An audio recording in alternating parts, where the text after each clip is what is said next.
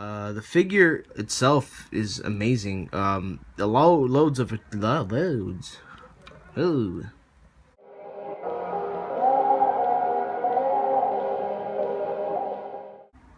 Hey you guys, what's up? Danny Leo's back again, doing another video on the Urban Legends Spider-Man. And to start off, guys, I picked this guy up off of my local swap meet for $4. And this guy as well, this Web Trap Spider-Man, also for $4. So for both of them, $8 total, man. That is insane. Bought it off of this woman that was selling just random figures, you know, toys, you know. Obviously, I think she didn't know nothing about these guys. And yeah, that's why I got a pretty good deal on this guy. This guy could go for 20. This guy right here could go for 20 as well. But yeah, it was a good steal, you know. It was awesome. You know, that's what's cool about figures. You can't, you know, put a price on a figure, you know, you can't search it up. You know, the best you can do, you know, is just see the articulation and stuff to really put a price on a figure. If you're like a, you know, like a casual that doesn't know about action figures. But yeah, that's what's pretty good about collecting action figures. You could get away with some figures like this, like how I did. So yeah, enough of me rambling. Let's just get into this review. Alright, you guys, here's the Urban Legends Spider-Man, and he's looking quite awesome. The figure itself is in really good condition because, I mean, you guys can tell that it's all just paint, no sculpt. And yeah, I mean, the woman that was selling me this figure, I think it was her son's, or I don't know whose it was, who it belonged to, because this figure was really well taken care of because the eyes are still intact. You guys can see right there. They're intact. The figure itself, I mean, there's only a few nicks here and there that, like right there, like it's missing some paint, but nothing really major. I mean, the back is kind of missing the red paint right there. It's kind of hard to see because of my lighting. Sorry about my lighting, guys. It's pretty bad, I know. But yeah, the eyes, it caught me by surprise the most because usually, you know, you could imagine those being scratched off a bit. But yeah, it turned out really well. Also the, you know, the hip area where the joints are, I would usually these would be chipped off as well, because I mean that's what happens with these figures, because they get paint chips, you know, on this area right here, and inside the arms as well. But yeah, this guy overall, he's just awesome for $4. Man, it was a well done deal. It was a steal, you know. So the only thing I kind of have to complain is that, you know, the eyes are kind of off center. You guys can see the head is straight, you know. It's not the head that's tilted. It's the way the factory painted it. That's not the woman's fault, you know, the person that sold me. It's basically just the factory that kind of messed up with that. You guys can see it's kind of really off center a bit. But again, like, I only paid $4 for this. But yeah, the figure looks quite awesome. The shoulders are pretty bulbous, you know, they pop out a lot.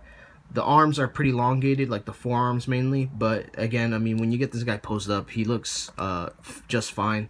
And yeah, this guy really resembles the Spider-Man 64 game of the Nintendo 64. That was one of my favorite Spider-Man games, and this guy really resembles it more than the actual cartoon. I think he does resemble the cartoon, but in the cartoon he's a lot more buffed out, you know, not as skinny. But this guy definitely looks like from the video game back in you know, 90, I don't know when they made it, 99, 98, you know. So yeah, really love that game, and really love the way he resembles that look.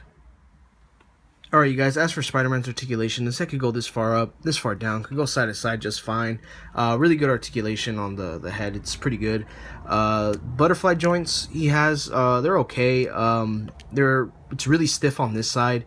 You could use the hairdryer trick to loosen it up. You know, the first time I ever got this figure, or when I first, you know, got hands on him, this was really stiff. I was really scared of breaking it, so I just waited until I got home to loosen it up with the hairdryer. And yeah, with the plastic heating up, it just loosens it a bit. You know, there's paint in there and stuff. It does rub a bit, so you better watch out with that. Shoulder articulation is really nice. This guy has extremely nice shoulder articulation. Really does remind me of the Series 6 Deadpool. Some people like it, some people don't, but this one isn't as prominent as the Series 6, so it's all good. Bicep swivel, double jointed elbows, which work really good. Forearm swivel, and then the wrist hinges, you know, up and down regularly. And he has the thwipping 2 middle finger fingers, you know, that could go in, you know, so you could do the thwipping pose and stuff with his hands. Also, his hands work really well for like crouching and stuff, or like, you know, crawling hands, you know, so that works really well. He has the ab crunch. It's pretty loose on mine. It's really common with these Spider-Man figures, or any figure in general, any old figure. It's common, so it's all right. It goes down pretty well and back really good. So yeah, it's nice. Waist swivel, which works really good. T-jointed hips, so they go this far up, not really far back. Could do the full splits, which is really nice with Spider-Man figures. You know, you get them with those crazy poses and stuff, like he's swinging around the city and stuff, so that works really well. Thigh cut, double jointed knees, which work really good.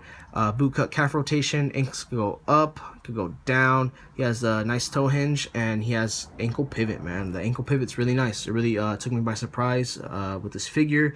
Articulation is phenomenal. Alright, you guys, here's a little quick side-by-side comparison with the Marvel Legends Carnage and the Marvel Legends AIM Soldier. And these two are working in great scale with the Spider-Man figure. And overall, I mean, Spidey's supposed to be just a tad bit shorter than everybody, because, I mean, he is a teenager. And, yeah, this Carnage works great with the Spider-Man, because they're both just all deco, you know, all paint. And yeah, they look really well together. You know, really reminds me of the Maximum Carnage game. And yeah, this figure is looking extremely nice with these other two figures. Alright, you guys, that was my review of the Urban Legends Spider-Man, and this guy is just amazing. Love the articulation, love the way you could have him in many different poses without, you know, making it look weird. This guy's just phenomenal. I give this guy a 9 out of 10. I'm obviously speaking in like Spider-Man figure you know, form. You know, I'm just strictly talking about Spider-Man figures in general. This guy's a really good Spider-Man figure. As for figures itself, as a figure collector, I kind of don't recommend it, because I mean, you really have to love Spider-Man to really enjoy this figure. But yeah, if you're a big Spidey fan, I highly recommend picking this guy up, because he's pretty cheap. He's not the most expensive Spider-Man, you know, like the McFarlane or anything. He doesn't go crazy online. And yeah, you have a lot of fun posing this guy, like how I did, and really reminiscent to the 90s cartoons and the video games. And if you love all of that, man, this is the Spider-Man for you. And mostly everybody's go-to Spider-Man, and he's definitely up there in my Spider-Man figures. So yeah, thank you guys so much for watching. This is Danny Elias signing off.